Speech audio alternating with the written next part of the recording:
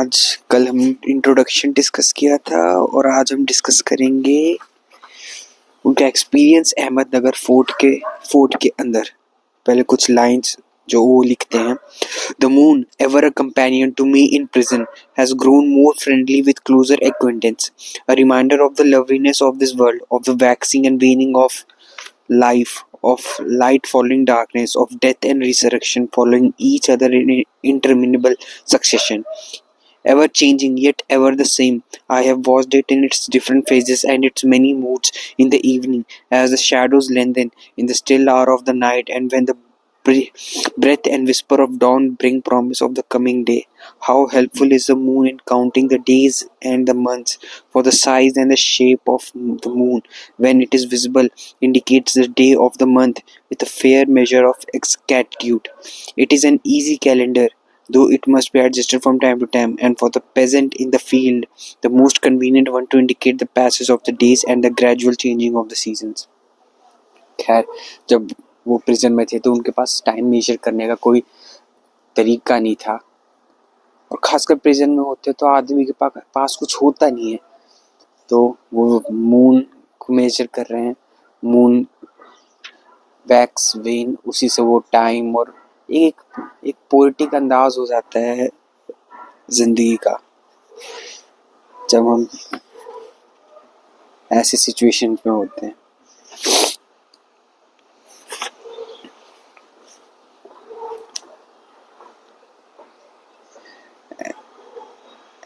Prison में and even books were seldom allowed. क्या कहना है उसका? Famine in competition. हाँ, कुछ इम्पोर्टेंट है। The war for democracy,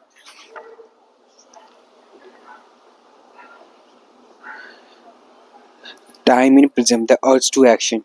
We live, as Auguste Comte said, dead men's lives encased in a parts, but this is especially so in prison, where we try to find some sustenance for our starved and locked up emotions in memory of the past or fancies of the future. फिर से वही उनके prison वाला experience है। होता नहीं है कुछ प्रिजन में, तो आप पास्ट या फ्यूचर को ही देख के उसके बारे में ही सोच के खुद एक टाइम पास करते हैं। ऑगस्टे कॉम्ते वैसे नेहरू के काफी फेवरेट फिलोसोफर थे। आगे, any vital action springs from the death of the being. All the long past of the individual and even of the race has prepared the background for the psychological movement of action. All the racial memories, influence of heredity and environment and training, subconscious urges, thoughts and dreams and actions from infancy and childhood onwards, in their curious and tremendous mix-up, inevitably drive to the new action, which again become yet another factor influencing the future. Partly determining it, possibly even largely determining it, and yet surely it is not all determinism. यहाँ present में एक नेहरू का एक philosophical वो dilemma free will और determinism के बीच में कि आखिरकार हम सच में आज़ाद हैं या फिर हम सब कुछ प्री डेस्टिन्ड है, अपनी बायोलॉजी से, अपने सोशल कंडीशन से, सब कुछ जो पहले होता आया है, पहले के कॉजेस ऐसी चीज़ें इफेक्ट डाल रही हैं। तो मतलब हर तरीके से चीज़ें डिटरमाइंड है, और ये काफ़ी एक पेसिमिस्टिक मूड में डालता है आदमी को। ये सब तो आप लॉ में भी जानते हो कि खासकर यूएस में ये सब चल रहा है कि कोई क्रिमिनल है और वो क्राइम करता है, तो क्राइम का कितना जिम्मेदार है वो, क्योंकि काफ़ी हद तक सोशल से भी ज़्यादा आज बायोलॉजिकल डिटर्मिनिज्म पे बातें हो रही हैं कि खासकर माइंड के वो न्यूरोलॉजिकल चीज़ें कि डोपामाइन, सेरोटोनिन और वेरियस न्यूरोट्रांसमीटर्स कैसे इम्पैक्ट कर रही हैं। रिडक्शनिस्ट पॉइंट ऑफ व्यू है कि कैसे हर चीज़ तो तोड़ के ला सकते हैं, कोई autonomy of state of mind तो है ही नहीं। मतलब हम आज़ाद नहीं हैं तो हम कोई डिसीजन ले रहे हैं या कोई क्राइम कमिट कर रहे हैं, तो किस हद तक हम उसके जिम्मेदार हैं। आप समझ सकते हैं। 2 minute.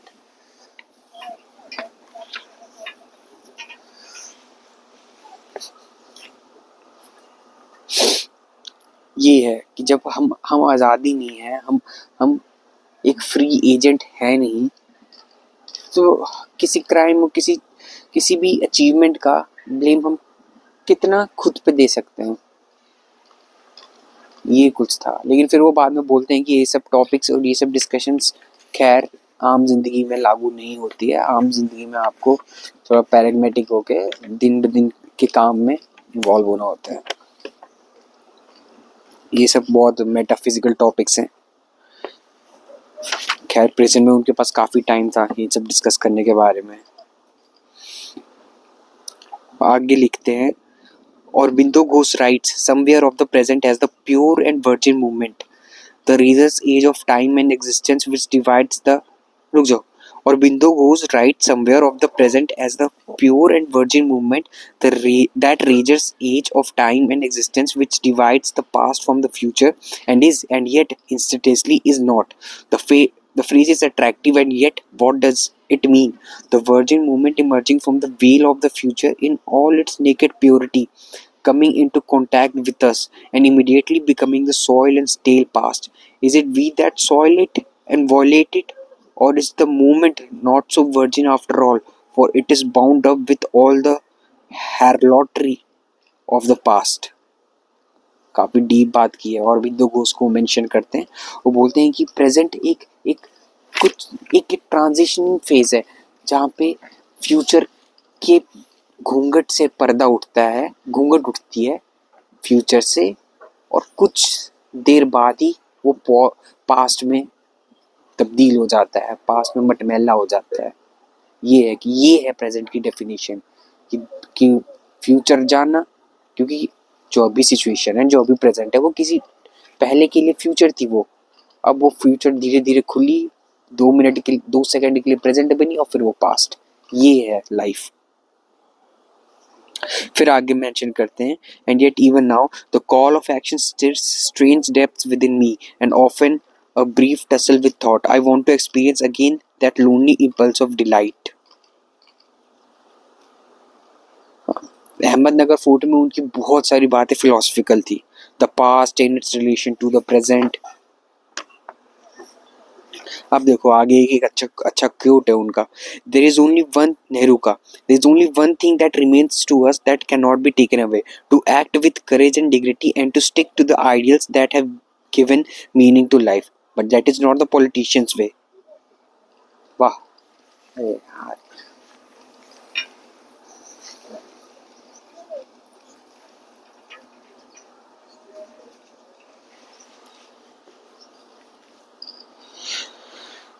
there is only one thing that remains to us, फिर से सुनना और ध्यान से सुनना।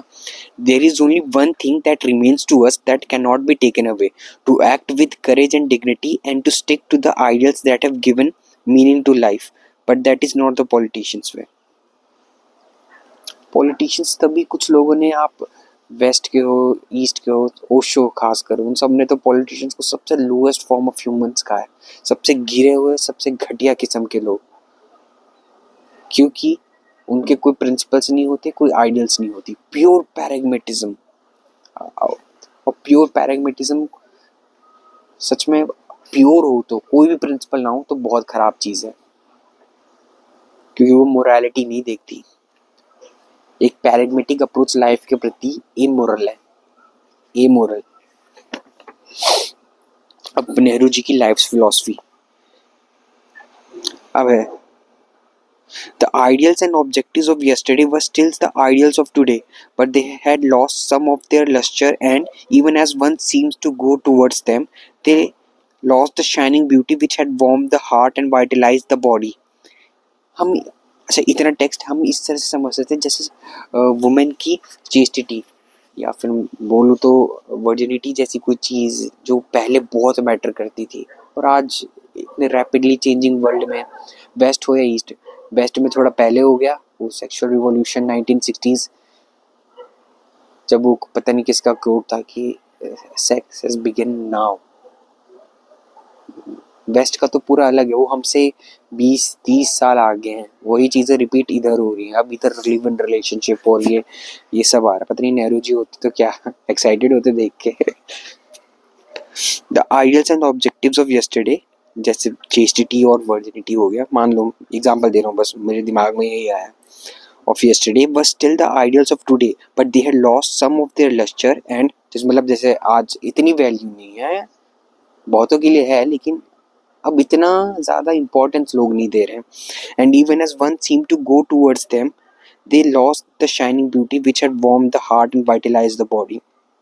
तो बेंजामिन फ्रैंकलिन के एक वर्च्यू जो वो प्रैक्टिस करना चाहते थे वो चेस्टिटी थी, जिस पे वो शायद कभी सक्सेसफुल तो हुए नहीं, लेडीज मैन के तौर पर जाने गए.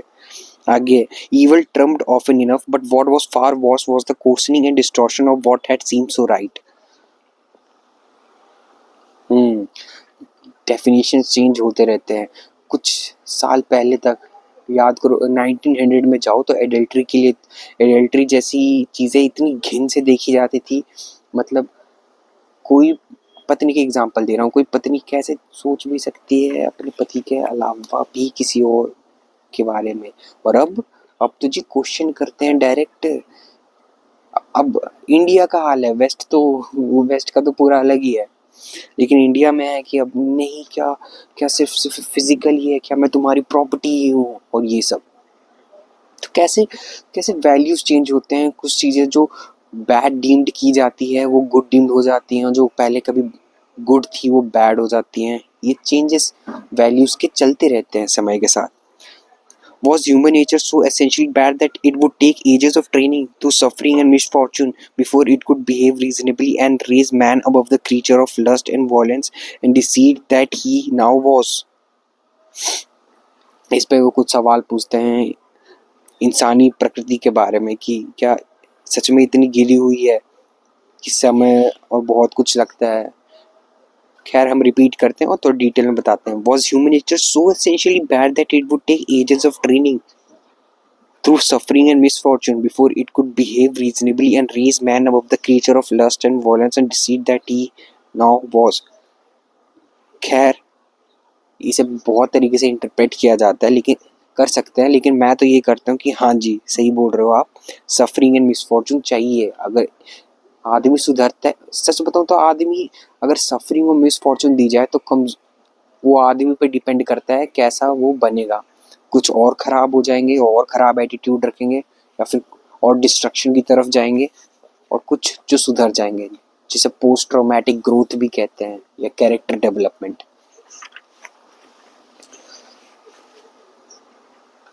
पता नहीं ऐसे धूप है, लोग देखेंगे, कोई सब अपने में बिजी है. इसे कहते हैं स्पॉटलाइट बायस. जब हम रोड पे जाते तो हमें लगता है ना कि कोई हमें नोटिस कर रहा है, घंटा कोई नोटिस कर रहा होता है. जैसे अभी मेरे को लग रहा है कि मुझे ऐसे वीडियो बनाते वक्त लोग देख रहे हैं, नहीं कोई नहीं देख रहा. I am not so much important. आगे है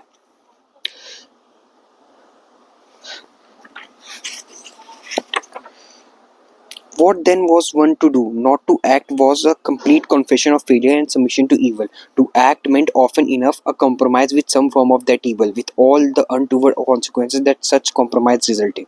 तो वो बोल रहे हैं कि इस जिंदगी में अब क्या करें, अगर चलना है तो कॉम्प्रोमाइज़ करना पड़ेगा, मोरालिटी को थोड़ी बेंड करनी पड़ेगी, और नहीं चलना तो कोई मतलब ही नहीं है. तो कंप्लीट फेलियर है, कंप्लीट सबमिशन है, घुटने टेक देना है ज़िंदगी के प्रति, कोई सेंस नहीं है. तो वो बोलते हैं कि चलना है तो थोड़ा प्रिंसिपल बेंड करना पड़ेगा, थोड़ा इमोरलिटी को एम्ब्रेस करना पड़ेगा, थोड़ा सा. आगे है It seemed to be closely associated with superstitious practices and dogmatic beliefs, and behind it lay a method of approach to life's problem which was certainly not that of science. अगर ये देख लो अब रिलीजियस, नेहरू एक brilliant leader थे और religion के का supporter कभी नहीं थे. मैंने बोला वो साइंटिफिक टेम्पर के को प्रमोट करना चाहते थे देश में, काफ़ी वेस्ट से इन्फ्लुएंस थे. एक अकेला लीडर था जो साइंटिफिक टेम्पर को काफ़ी इम्पोर्टेंस देता था, और अपने देश के प्रति कभी भी उन्होंने, हाँ एक डिस्कवरी ऑफ इंडिया लिखते वक्त एक काफ़ी उन्होंने बोला कि मैं नहीं चाहता कि मैं कुछ फेवर में लिखूं, मैं कोशिश करूंगा ज़्यादा से ज़्यादा ऑब्जेक्टिव होने के बारे में. अगर देश में मेरी कमियां हैं तो कमियों को देखूंगा, मेंशन करूंगा, और जो गुण है वो भी बिना किसी बायसनेस के कोशिश करूंगा, क्योंकि बायसनेस चाहे ना चाहे आ ही जाती है, प्योर ऑब्जेक्टिविटी थोड़ी मुश्किल है।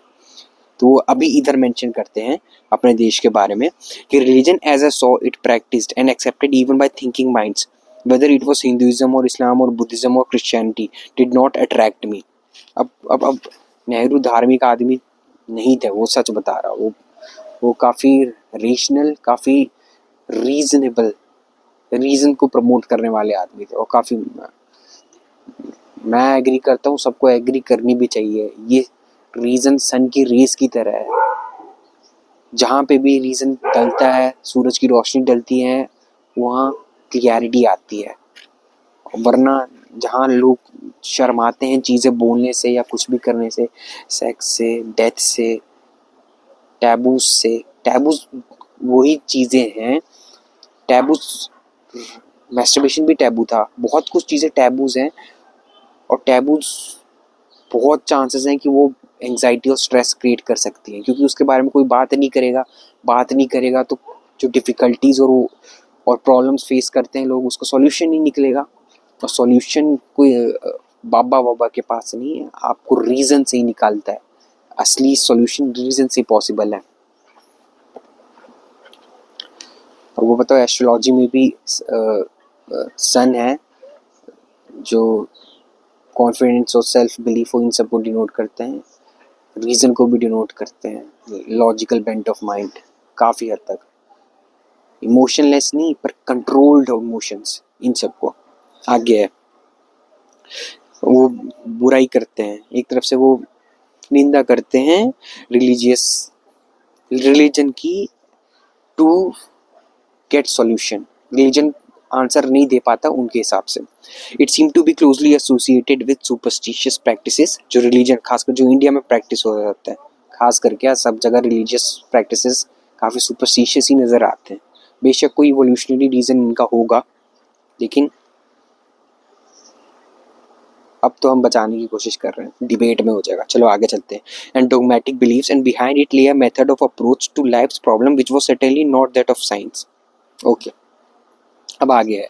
It was obvious that religion had supplied some deeply felt inner need of human nature and that the vast majority of people all over the world could not do without some form of religious belief. Religion क्या है? जैसे हम youth है जो movies जाती है ताकि खो जाए। आप मेरे दोस्त हैं, 24 घंटे उन्हें दोस्ती चाहिए, कोई ना कोई से बात करने के लिए चाहिए। अलोननेस आदमी डरता है, क्योंकि उससे अपने अंदर की मैडनेस पता चल जाती है। हाँ, आपको पता चलेगा कि आज आपको पता है, आप रहो अकेले कमरे में तो आपके अंदर थॉट्स आएंगे, कभी फनी आ जाएंगे तो आप अकेले में हंसोगे, और आपको पता है कि एक नंबर के मैड लगोगे आप, या खुद से अकेले में हंस रहा, या खुद से बातें कर रहा, या गुस्सा हो रहा। सारी इमोशंस तो आपके अंदर है, दुनिया तो बस एक ट्रिगर पॉइंट है जो निकालती है। तो आप मैडनेस आपके अंदर ही है। और जब आप अलोन काफ़ी टाइम तक रहते हो, अब तो ये तो साइंटिफिक और रिसर्च से भी प्रूवन है कि मेंटल हेल्थ पे आपके काफ़ी बुरा इम्पैक्ट पड़ता है। हम सोशल एनिमल्स हैं, हम सोशल ब्रेन है हमारे पास, काफ़ी ज़रूरी होता है। तो रिलीजन वॉइड, एक एम्प्टी वॉइड को फुलफिल करता था, ऐसे क्वेश्चंस को आंसर करता था जो कि पॉसिबल नहीं था उस ज़माने में आंसर करना। आजकल तो धीरे धीरे हो रहा है, धीरे धीरे। It had produced many fine types of men and women as well as bigoted, narrow-minded, cruel tyrants. Religion तो हमेशा पॉलिटिक्स का मेन पॉइंट रहा है, खासकर इंडिया में, और रिलीजन ने काफ़ी अच्छे लोग पैदा किए हैं, और हम मान सकते हैं बुद्धा जैसे लोग, महावीरा और कन्फ्यूशियस, ऐसे लोग, लाओ त्सु, बहुत ग्रेट मैन। आगे नैरो माइंडेड क्रूअल टायरेंट्स की तो कोई कमी नहीं है। It had given a set of values to human life, and though some of these values has no application today or were even harmful, others were still the foundation of morality and ethics. बोला ना, जिंदगी कैसे जीना, religion का main काम था एक value provide करना society को, कैसे आम आदमी जिए, वरना तो रैंडमनेस है, कोई भी कैसे जी ले, फिर तो केओस क्रिएट हो जाएगा। तो मोरल रिलीजन ऑर्डर प्रोवाइड करता था एक, जैसे पति परमेश्वर है, पति ईश्वर है, और अगर पति की सेवा नहीं करोगे तो नरक में जाओगे। तो ये सारे ऑर्डर्स थे एक एक सोसाइटी क्रिएट करने के लिए, सोसाइटी को सस्टेन करने के लिए। शादी पवित्र बंधन है, और आज आप जानते हो कि शादी की तो धज्जियां उड़ चुकी हैं। शादी कभी भी वैसे थी नहीं, मैंने बोला ये शादी प्योर पॉलिटिकल इंस्टीट्यूशन था हमेशा से, वेस्ट में, ईस्ट में, कहीं भी, हर जगह। तभी इन लॉज जब खासकर से सास माँ बाप आप देखोगे शादी कराते हैं बच्चों के, तो पता है धूप बहुत पड़ रही है यार, तो जल्दी जल्दी खत्म करने का मन कर रहा है। हाँ, लेकिन स्वाद भी है।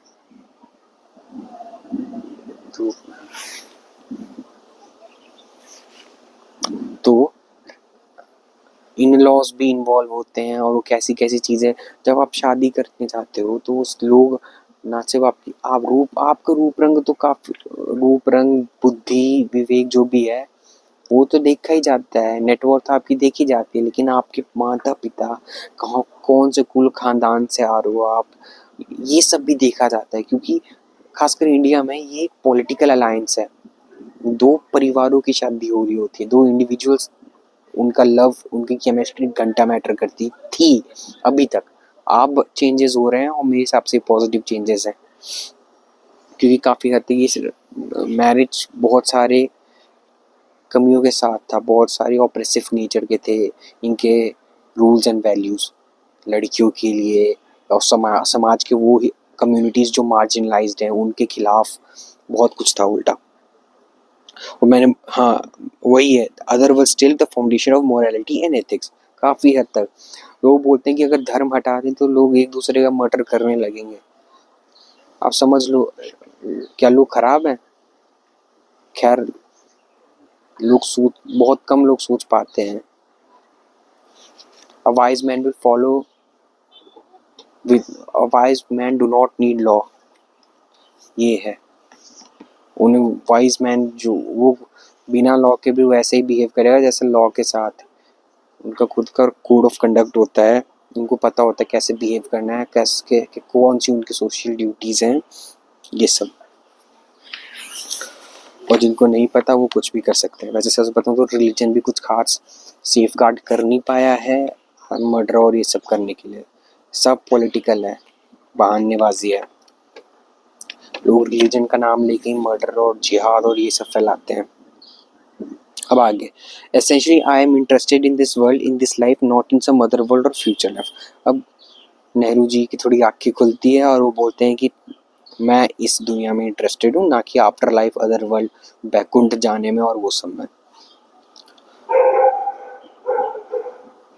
The environment in which I have grown up takes the soul, or rather the Atma, and a future life, the Karma theory of cause and effect and reincarnation for granted. I have been affected by this, and so, in a sense, I am favorably disposed toward these assumptions. There might be a soul which survives the physical death of the body, and a theory of cause and effect governing life's actions seems reasonable, though it leads to obvious difficulties when one thinks of the ultimate cause. Presuming a soul, there appears to be some logic also in the theory of reincarnation।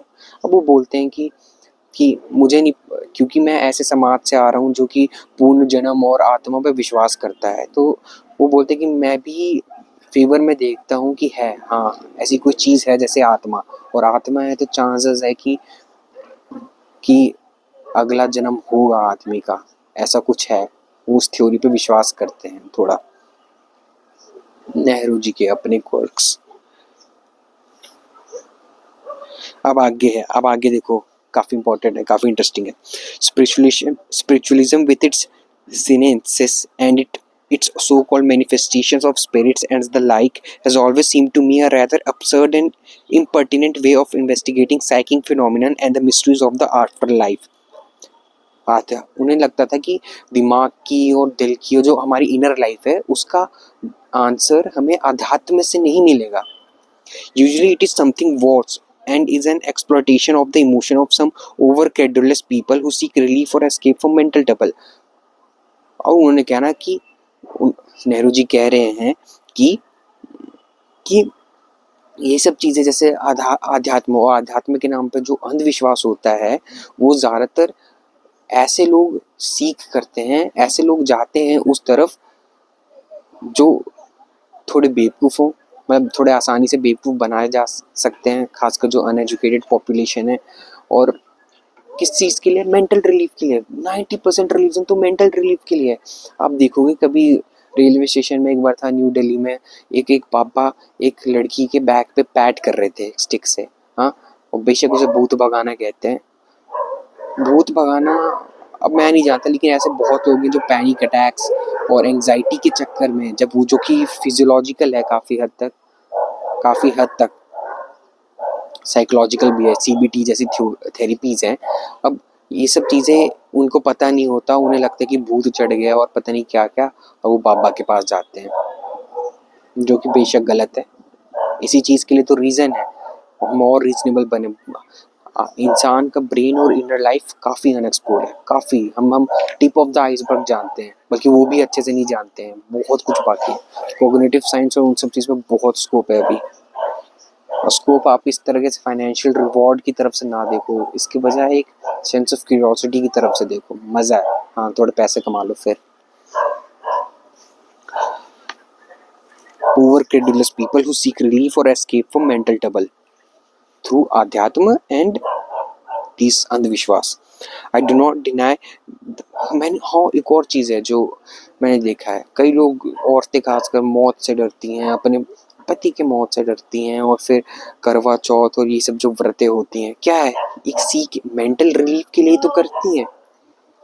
उन्हें डर लगता है कि इस सच को वो मान नहीं सकती कि किस दिन जाएंगे भाई, आपने वीडियो होना है। और औरतों की एज ज़्यादा ही होती, लाइफ स्पेन ज़्यादा होती है मर्दों से। खैर, लोग डर के कारण, मेन तो फियर, रिलीजन से प्यार तो किसी को नहीं है, पर रिलीजन डर के कारण ज़्यादा लोग एम्ब्रेस करते हैं। I do not deny the possibility of some of these psychic phenomena having a basis of truth, but the approach appears to me to be all wrong and the conclusions drawn from scraps and over bits of evidence to be unjustified. Self-explanatory है ये तो। वेदांता और ये सभी बात करते हैं। अब सुनो थोड़ा। Soviet revolution had advanced human society by a great leap and had lit a bright flame which could not be smothered, and that it had laid the foundations for what the new civilization toward which the world could advance.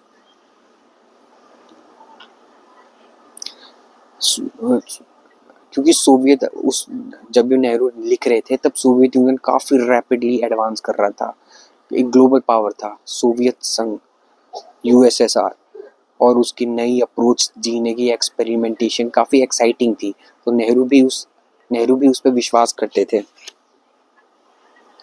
और इसीलिए वो इसमें लिखते हैं कि Soviet revolution तभी एक reason था कि इंडिया को मिक्स्ड इकोनॉमी और एक सोशलिस्ट अप्रोच, खासकर इंडिया क्योंकि आज़ादी के वक्त गरीब था, तब सोशलिस्ट अप्रोच रखने के कुछ कारण में से एक कारण ये भी था कि नेहरू का लगाव रशिया और सोवियत यूनियन के प्रति, खासकर वो जो एक्सपेरिमेंट्स कर रहे थे उनसे काफ़ी इम्प्रेस्ड थे नेहरू।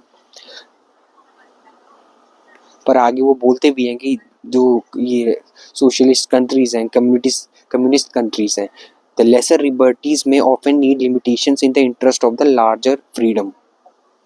कि कई बार इंडिविजुअल की लिबर्टी हमें लिमिट करनी पड़ती है ताकि ग्रुप को, सोसाइटी को लार्जर तौर पे आज़ादी मिले।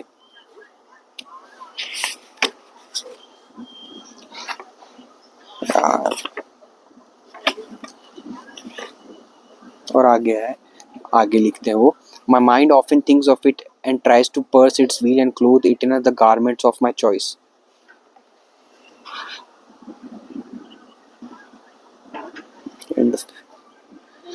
आगे पूरा सुनो।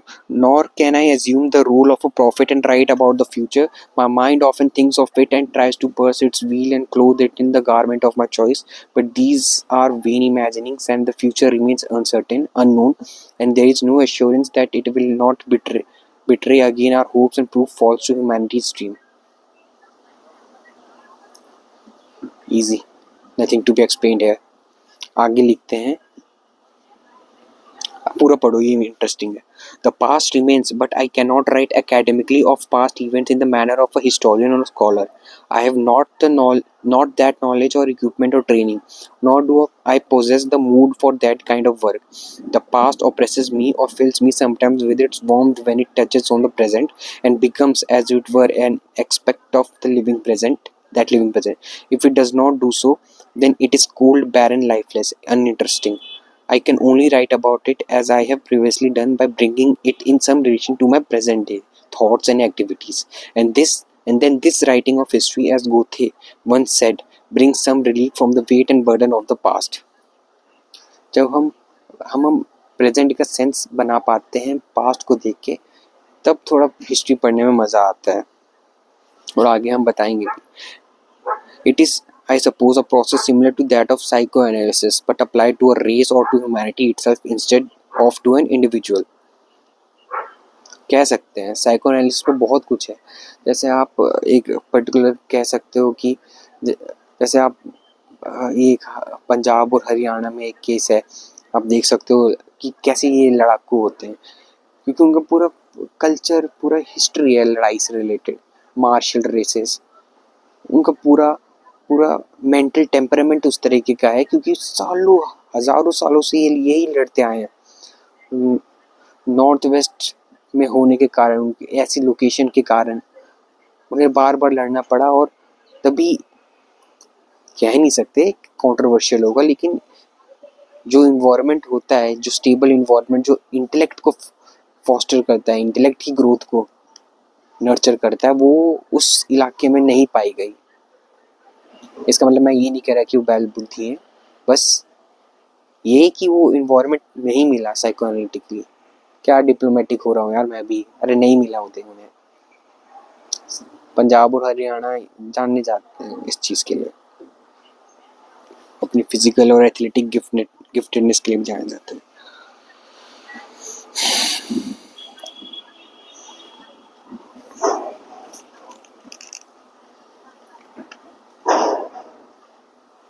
The burden of the past, the burden of good, both good and ill, is overpowering and sometimes suffocating, more especially for those of us who belongs to very ancient civilization like those of India and China.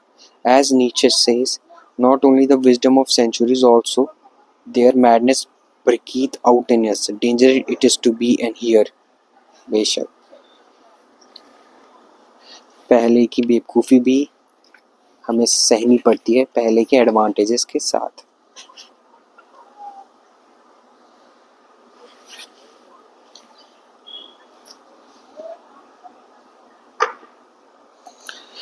अब आगे लिखते हैं, for none is exclusive and are common to the race of man, one more specially applicable to us, something that is in our flesh and blood and bones, that is going to make us what we are and what we are likely to be. कैसे वो India की inheritance की बात कर रहे हैं।